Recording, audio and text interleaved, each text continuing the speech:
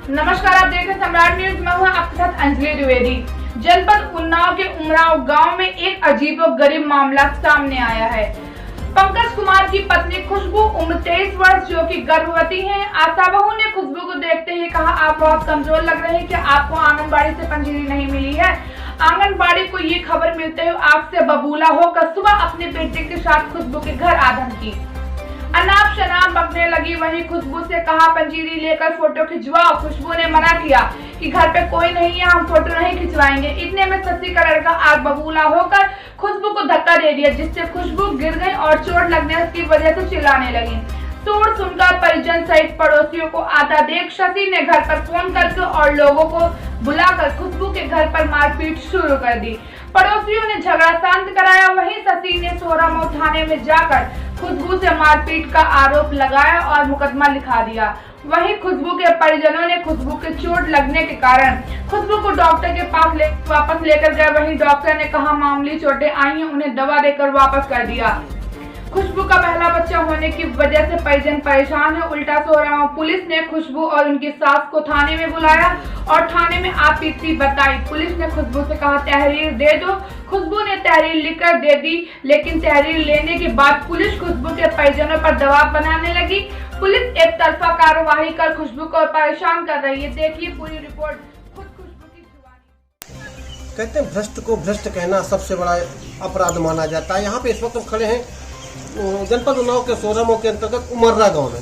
यहाँ पर एक आंगनबाड़ी के द्वारा एक गर्भवती महिला को कितनी बेदर्दी से धक्का दिया गया और इनका आरोप सिर्फ इतना था कि उन्होंने कहा कि पूरा 9 महीने हो रहे हैं, बच्चे की डिलीवरी होने वाली है, लेकिन अभी तक उनको जो आंगनबाड़ी तरफ से जो पंजीरी वगैरह मिलती है, जो पौष्टिक आहार मिलते हैं, वो नहीं उपलब्ध कराया गया।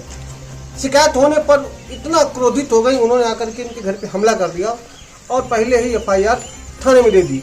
ये आज जानते हैं कि पीड़ित क्या कहती है, सच्चाई क्या है, घटनाक्रम कैसे शुरू हुआ और क्यों हुआ। क्या नाम आपका?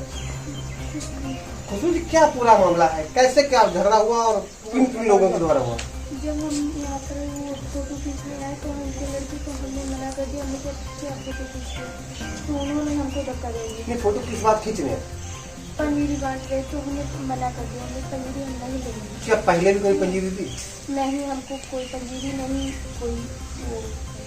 ये घटनाक्रम किस समय का है? ये 9वां महीना है और हमें अभी वो टाइम क्या था जिस वक्त झगड़ा हुआ था? टाइम सुबह। हाँ, सुबह हमारे घर पे कोई भी आदमी नहीं। अच्छा, आप घर पे अकेले थे? कौन कौन लोग आए थे?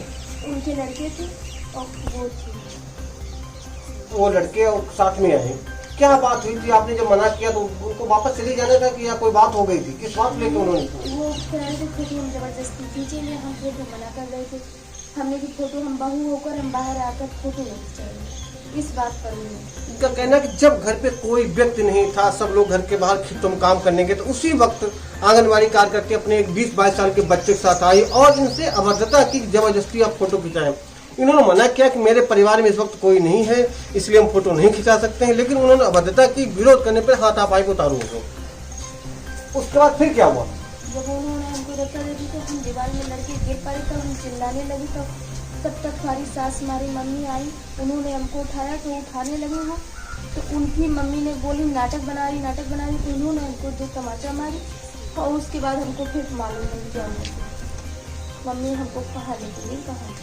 जब इसके ऊपर हमला कर दिया, 9 महीने की गर्भवती औरत ऊपर जब हमला कर दिया, तो ये जो गिर गई, चिल्लाने लगी, तो पास पड़ोस के लोग आए, इनके सास परिजन भी आ गए।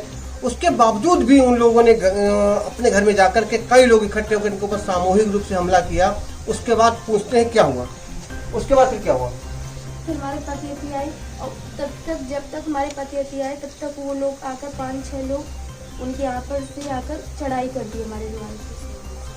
पीड़ित का कहना है कि आंगनबाड़ी कार्यकर्ता की तरफ से 5 से 6 लोग आए और आकर के इनके घर पे हमला कर दिया।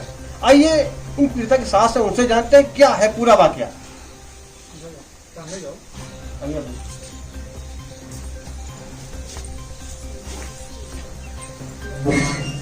जब उस वक्त झगड़ा हुआ था, ये लोग आंगनबाड़ी कार्यकर्ता आपके घर में, इस वक्त आप लोग कहाँ थे? तो हम तुम्हारे भूसा खाना चाहते हैं, तो भूसा खाना चाहते हैं। ये घटनाक्रम किस समय का है? सुबह 9 बजे।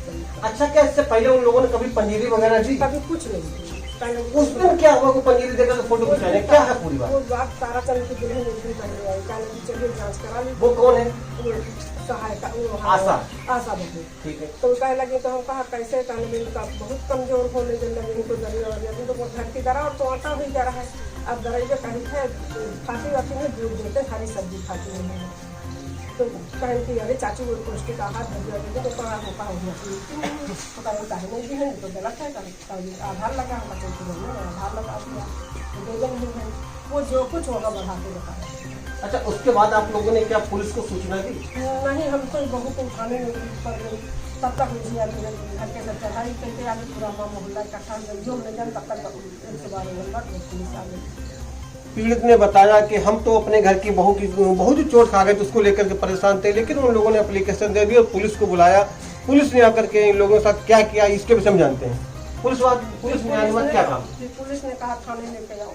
अब हम इस तरह की बहू को 2 महीने में लेकर नहीं जा सकती जब तक हम गाँव में चाचा हो सकता सबके पास नहीं कोई गाड़ी, अभी कोरोना में कोई गाड़ी भी ले जाने को नहीं तैयार हो।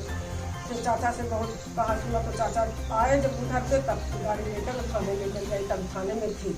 थाने में क्या हुआ? थाने में क्या होगा से बात हुई? उन्होंने पुलिस भेजा कि जाइए जांच कराने के लिए। तो यहाँ जांच में सभी लोग ने बताया कि सब लोग घर की चढ़ाई करते हैं गलती नहीं है।